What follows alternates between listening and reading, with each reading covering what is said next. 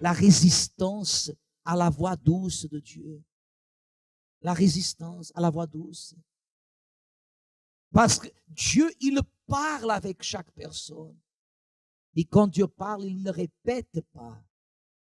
Mais la voix de Dieu, elle fait l'écho. Écho? Des fois, Dieu vous a dit quelque chose. En 2010, nous sommes en 2000 et Dieu n'a pas répété. Ce que vous écoutez de la voix d'un pasteur et de l'autre, c'est l'écho de ce que Dieu vous a parlé. Et nous, on vous indique toujours que le chemin qui va vous changer, c'est qui?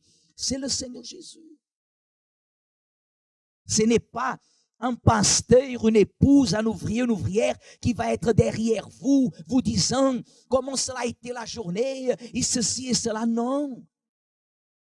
Votre développement spirituel dépend de votre communion chaque jour envers qui?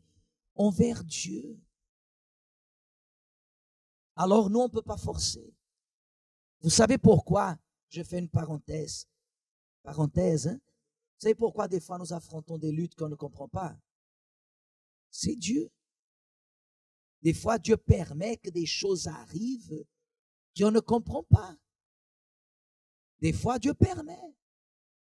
Dans tous les domaines de notre vie, il y a des choses que nous affrontons et Dieu permet pour que la personne, elle apprenne à utiliser ses genoux, à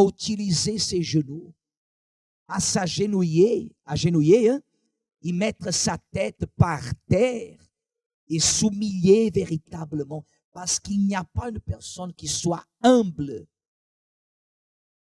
véritablement, qui n'ait pas en elle le reflet de l'humilité de Dieu.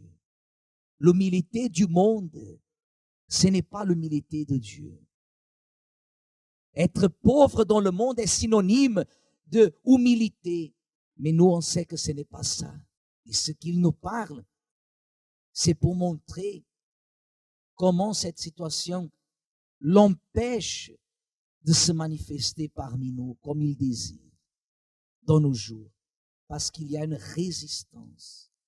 Maintenant, Dieu a préparé la terre promise. Il a préparé ou n'a pas préparé? Mais le peuple qui est sorti de l'Égypte n'est pas entré dans la terre promise. Oh, il est entré. Mais il y a eu un peuple qui est entré. Vous savez ce que ça veut dire? Si vous et moi, on n'entre pas où Dieu veut que nous entrions, nous allons passer. Il y aura quelqu'un qui va entrer. Amen. En résumant, ce n'est pas Dieu qui a besoin de moi. C'est moi qui a besoin de Dieu.